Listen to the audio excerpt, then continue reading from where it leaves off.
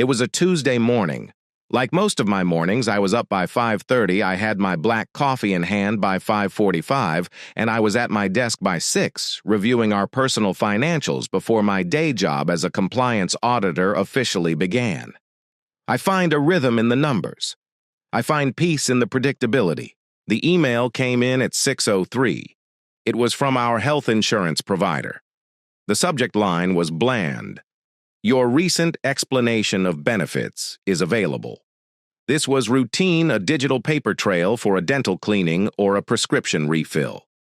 I clicked the link, logged into the secure portal, and opened the PDF. I scrolled past the provider information, the plan details, all the standard boilerplate. Then I got to the line items, and my heart didn't stop.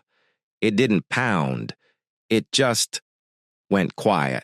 There was my dental cleaning from 3 weeks ago. Normal. There was Emma's prescription copay. Normal. And then there was this: service rendered cosmetic dental veneers, date of service October 14th, dependent name Julian. My breath hitched. Patient responsibility $450. Julian. I've never known a Julian. We don't have children. We don't have any dependents. I didn't feel panic. I didn't feel the hot rush of anger or the cold sting of betrayal. My training kicked in. As a compliance auditor, my job isn't to feel. My job is to find the anomaly, trace its origin, and document the facts. And this was a $450 anomaly. I didn't call my wife Emma. I didn't text her. She was asleep upstairs, presumably resting before another frantic day as a tech sales executive. Instead, I moved my cursor. I right-clicked on my desktop. New folder. I named it Internal Audit Q4. I created a new encrypted volume inside it. I saved the EOB as Exhibit A. This wasn't a marriage problem yet. This was an audit. I went back to the insurance portal. I navigated to Manage Policy, and then to Dependents. There were 2 names listed. Mine, William, as the primary, and Emma as my spouse, and then a 3rd name. Julian, relationship domestic partner, effective date August 14th. I stared at the screen. He'd been on my policy for 3 months. She had added her lover to my health insurance as a domestic partner. My retaliation wasn't going to be a shouting match. My retaliation was going to be a balance sheet. The audit had officially begun. The truth is, the EOB wasn't a shock. It was just the first piece of hard evidence. The emotional evidence, the data I couldn't quantify, had been piling up for 6 months. My wife, Emma, is brilliant. She's a high achiever, a star tech sales executive who thrives on the frantic energy of closing a deal. I'm a compliance auditor. My entire job is to find the single tiny error in a system, the one flaw that can bring the whole thing down. I work hybrid, I value precision, I build the boring, stable systems that prevent the very chaos she seems to love. For years that difference worked. I was her anchor. She was my excitement. But about 7 months ago, her pace changed. It went from busy to frantic. It was constant late-night client dinners. It was new weekend strategy sessions. Her phone, which used to be left on the kitchen counter for hours, was suddenly surgically attached to her hand. It lived face down. Always. I remember asking about the new passcode. "Oh, it's just new IT security protocols, honey.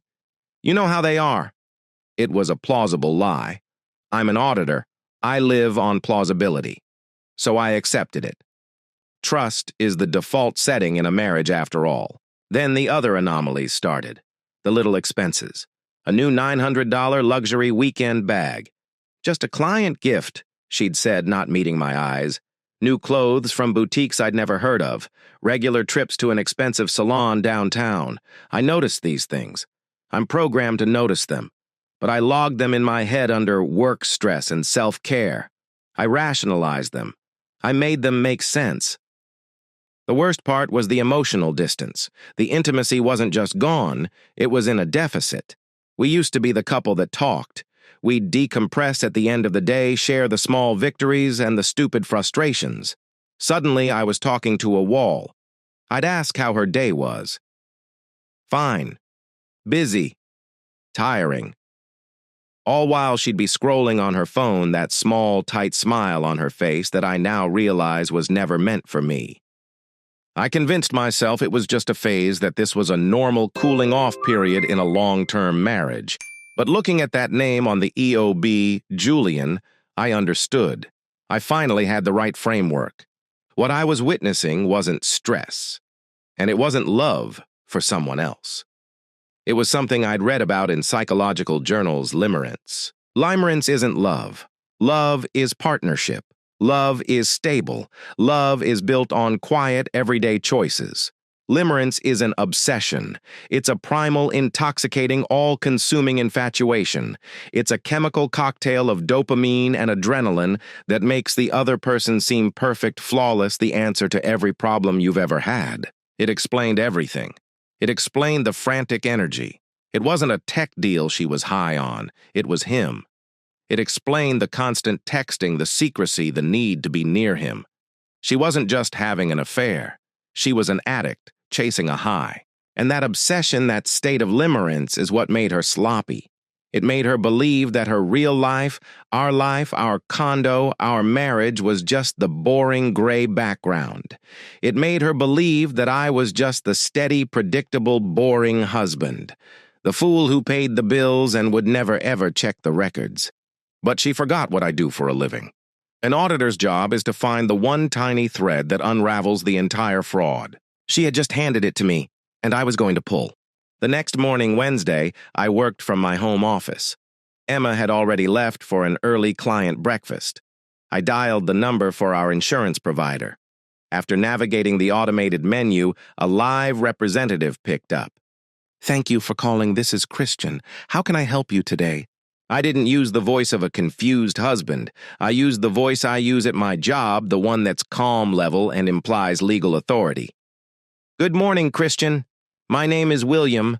I'm the primary holder on policy 774B. I'm conducting a compliance review on my account, and I need to request some original documentation." There was a pause. The word compliance makes people nervous. "Okay, sir. What documentation do you need?"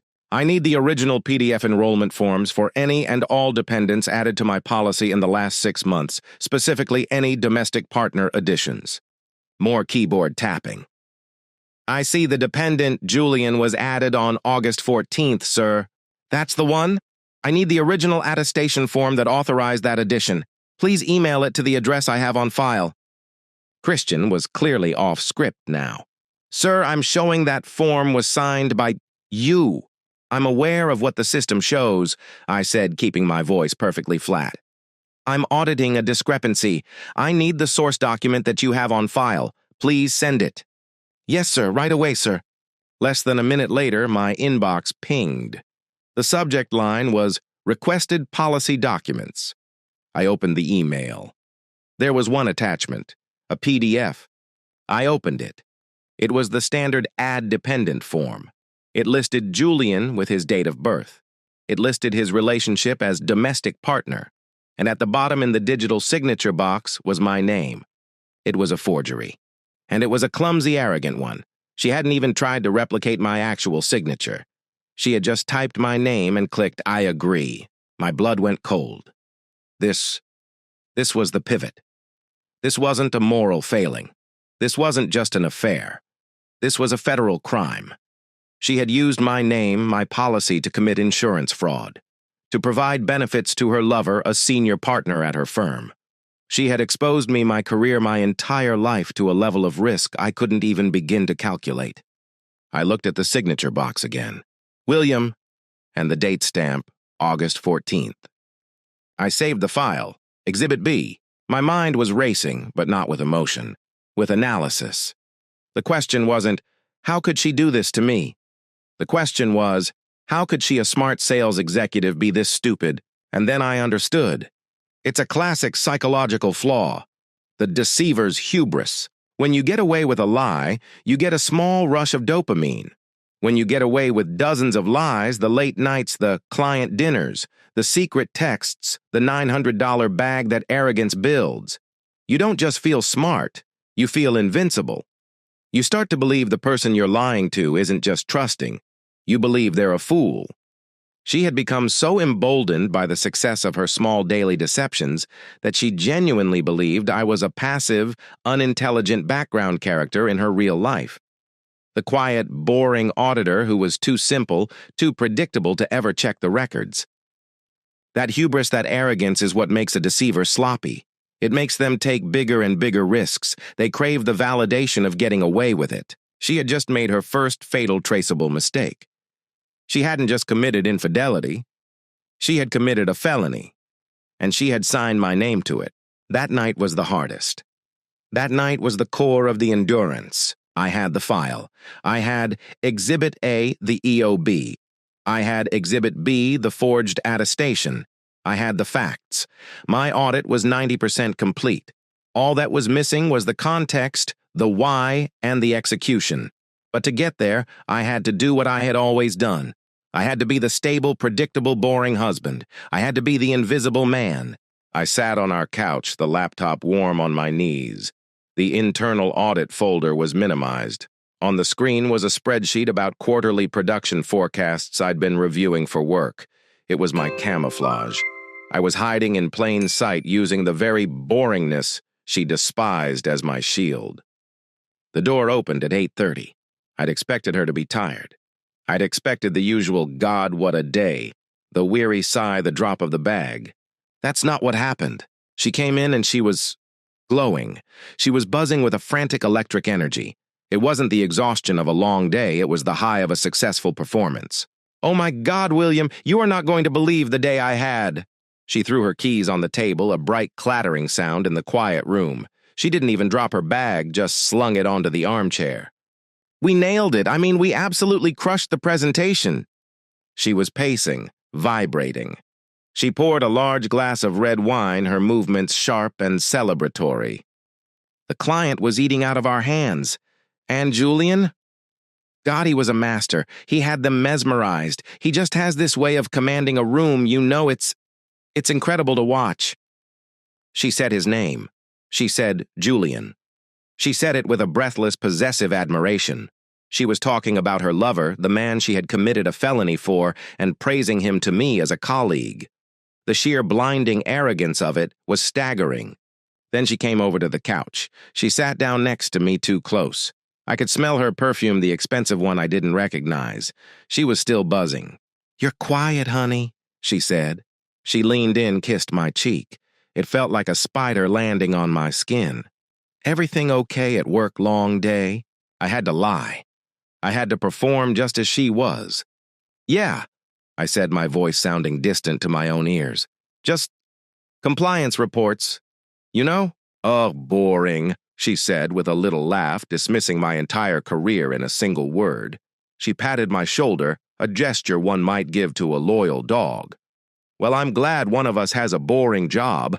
My day was just, wow." She sipped her wine, her eyes bright and unfocused, replaying her victory, and then she delivered the master stroke. This was the moment. This was the performance that sealed her fate. She turned to me, putting her hand on my knee. Her smile was wide and it looked completely rehearsed, like something she'd practiced. "You know," she said, her voice dropping into that fake, intimate tone, "our anniversary is in 2 months." I just stared at her. My blood felt like ice. "I was thinking, we should go to Italy. Seriously. I mean, really do it." I didn't say anything. I just kept my expression neutral, the auditor's mask. "I mean it, Will. 2 weeks. Just us. No phones, no laptops, no compliance reports." She laughed again. "We could go to Tuscany, rent one of those old villas, drink wine, and just reconnect. We deserve it, don't you think? After all this work I've been putting in, it would be perfect. Just us." She said just us to the man whose name she had forged to add a third person to our family insurance plan. She said no phones, while her own phone was on the coffee table face down, pulsing with silent notifications I now knew were from him. She said reconnect as if I were the one who had drifted away. This was the invisible witness moment. I was sitting right next to my wife, but I wasn't there. I wasn't a person to her. I was a utility. I was the boring foundation that paid for the health insurance, the mortgage, the high-speed internet that allowed her to plan her new life. I was a resource to be managed, a problem to be handled with a performative kiss and the vague, insulting promise of a trip to Italy. I was a witness to my own erasure, and as I sat there, I wasn't feeling anger. Not the hot kind, anyway. It was a cold, clinical clarity. I was an auditor, and I was watching a criminal overplay her hand.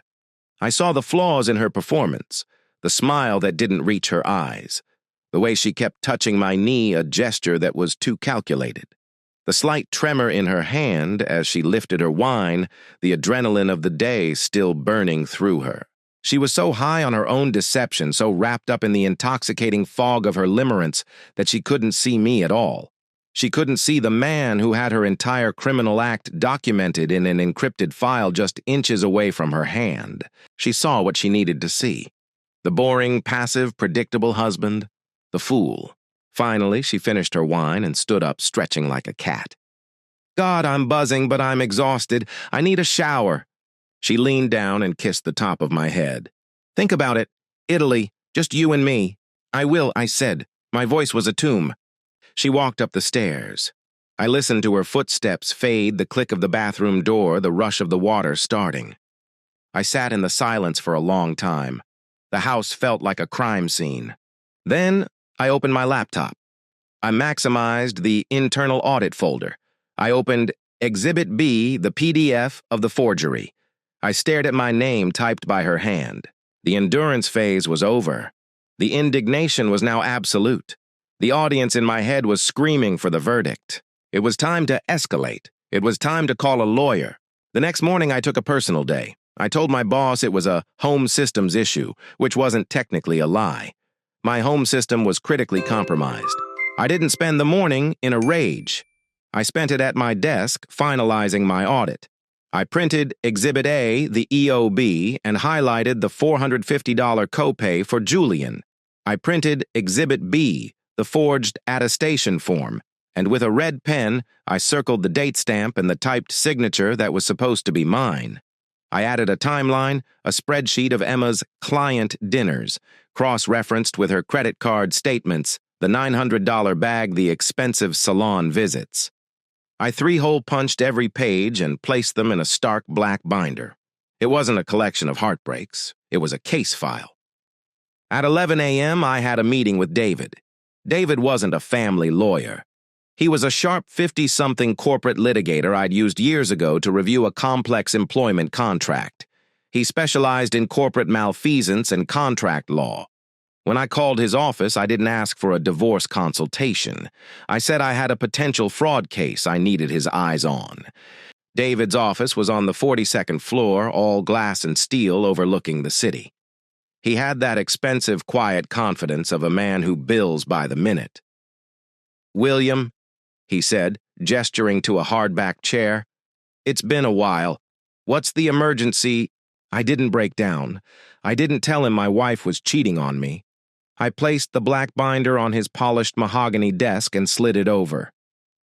"David," I said in my auditor's voice, "I've uncovered a compliance issue with a significant domestic component. I need you to review my findings." He opened the binder. He was silent for a full 3 minutes. He read Exhibit A. He turned the page. He studied Exhibit B. He looked at the signature, then looked at me. His demeanor changed. The polite old client warmth was gone. This was business. "William," he said, his voice low and serious, "this is extraordinarily clean." He tapped the forgery. "Most people come in here with text messages and suspicions. You've brought me a federal felony. This isn't just infidelity. This is insurance fraud, wire fraud, and forgery. This is a criminal act." "I'm aware," I said. "What's our move?" David leaned back in his chair, a small, grim smile on his face. This was his world. "Our move is a full-spectrum response. This isn't a divorce. This is an execution. We're not just going to file for divorce. That's step one, and it's the smallest part of this." He laid out the strategy. It was cold, it was methodical, and it was beautiful. "One," he said, holding up a finger, "we file for divorce citing irreconcilable differences. Simple. But we attach this case file of yours as an addendum to the financial discovery proving she's been misappropriating marital assets, in this case, your health plan, for criminal purposes. This gives us all the leverage in the settlement. You'll keep the condo. You'll keep everything. 2. He continued, his eyes lighting up. We draft a formal binding legal notice to the insurance carrier. Not to the customer service line you called, but to their general counsel and their compliance department. We will inform them that their company is an active victim of fraud, and we will provide them with all the evidence. This takes the decision out of your hands and puts it in theirs, and I assure you they will press charges. They have to. 3, he said, leaning in. And this is the one that matters. We draft an anonymous whistleblower report to the Ethics and Compliance Board of Emma's tech company. It's a publicly traded company, William. They are terrified of liability, he explained. The report wouldn't be from a jealous husband. It would be from an anonymous party who had uncovered a financially and ethically compromised relationship between a senior partner, Julian, and a subordinate, Emma. We would cite the insurance fraud as proof that their relationship was a financial one, creating massive exposure for the company. We would suggest they audit Julian and Emma's expense reports immediately. This wasn't just ending a marriage. This was ending their careers. As I was absorbing the clinical brutality of the plan, David's paralegal, who had been running background checks, knocked quietly and entered, handing David a piece of paper. David scanned it. His eyebrows shot up. Well, he said, a note of dark amusement in his voice. Now we have the why, the secondary twist. He slid the paper to me. It was a public record search. Julian. A divorce petition finalized on August 12th. I looked at the date. That's 2 days before your wife forged your name, David finished. He lost his spousal benefits in his own divorce. He was uninsured. He needed medical care, apparently some expensive dental work. It all clicked. It wasn't just hubris. It wasn't just the thrill of the affair. It was desperation. Julian, the high-status, powerful senior partner, was vulnerable. He was damaged goods. Emma's crime wasn't just an act of passion. It was a frantic, idiotic, and deeply pathetic attempt to keep her new, upgraded life from falling apart before it had even begun. She was trying to patch him up using my resources. I thought of her on the couch, her eyes bright, talking about Italy. It wasn't just arrogance. It was the frantic sales pitch of a con artist. I closed the binder. Let's begin, I said. The execution was set for Thursday at 10 a.m. sharp. David had a paralegal confirm Emma's schedule. She was co-presenting a mandatory fourth-quarter strategy meeting with Julian to their entire executive team. The meeting was in the main conference room, the one on the executive floor, the one with floor-to-ceiling glass walls that looked out over the entire open-plan office. A fishbowl. A stage. It was perfect. I was at my own desk staring at a spreadsheet I wasn't reading. My phone was on the desk, silent. At 9:59, I sent a single pre-written email, the anonymous whistleblower report. It was addressed to the CEO, the head of HR, and the chairman of the compliance board at Emma's company. At 10 o'clock, David's process server, a tall man in a crisp suit, walked out of the elevator onto the executive floor. He walked past the rows of assistants directly to the glass-walled conference room. He didn't knock. He just opened the door. Inside, Emma and Julian were standing at the front of the room, side by side, mid-presentation. The entire leadership team was watching them. The man walked directly up to Emma. "Emma," he asked, his voice professional, just loud enough to carry. She looked blindsided. "Yes, you've been served." He placed the thick legal envelope containing the divorce petition and my case file addendum on the podium in front of her.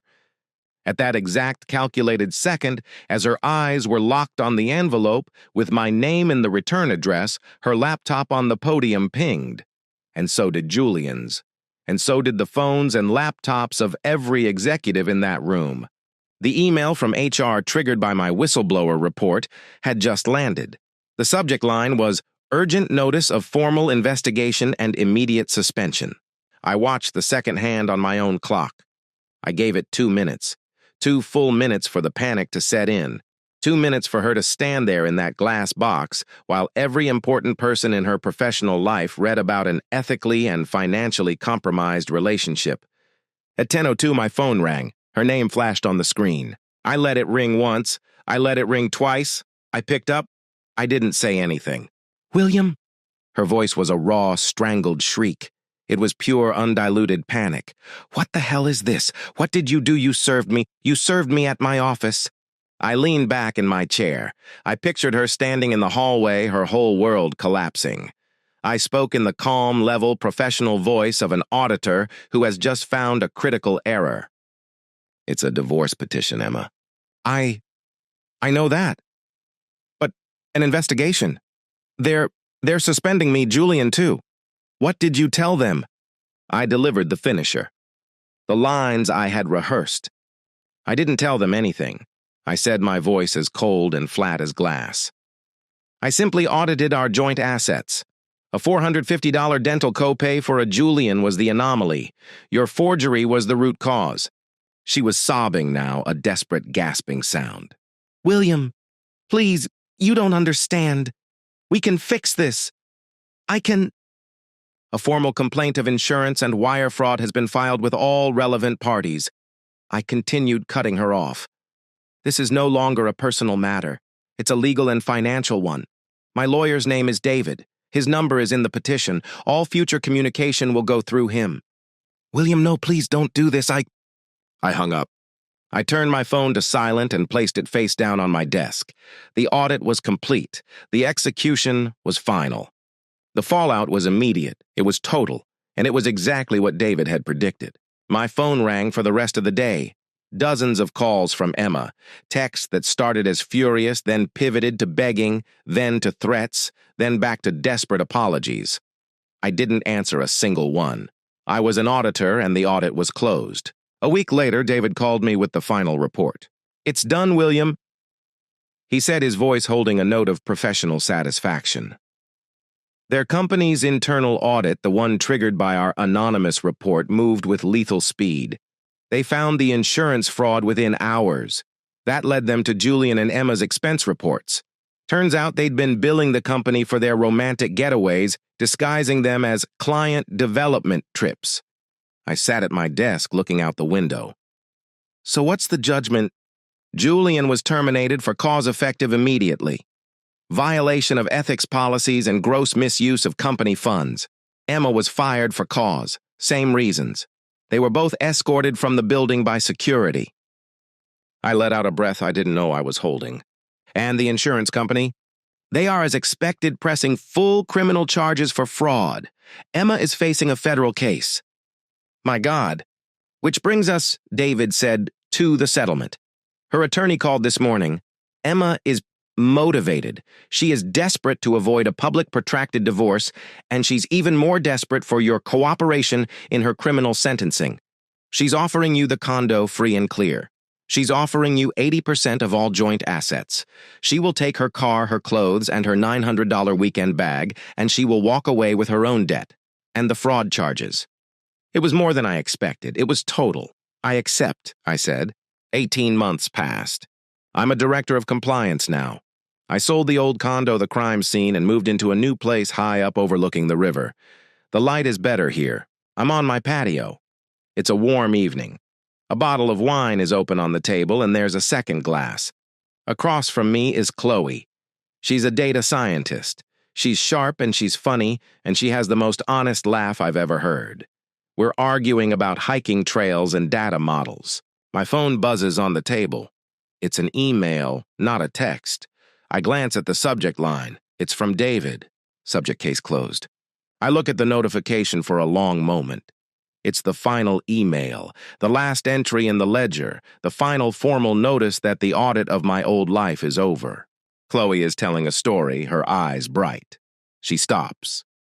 "Hey, you okay? You looked a million miles away." I look up from the phone at her and I smile. "No," I said. "I'm right here." I silence my phone. I pick up my glass of wine, and I feel nothing. Not triumph, not anger, not even satisfaction, just peace. The kind of quiet that comes when all the numbers finally add up, when the books are finally balanced, and the audit is at last complete. Thank you for listening to today's stories. If you enjoyed listening, please like and subscribe if you haven't done so already. Also, leave a comment below to share your thoughts on what happened. Take care.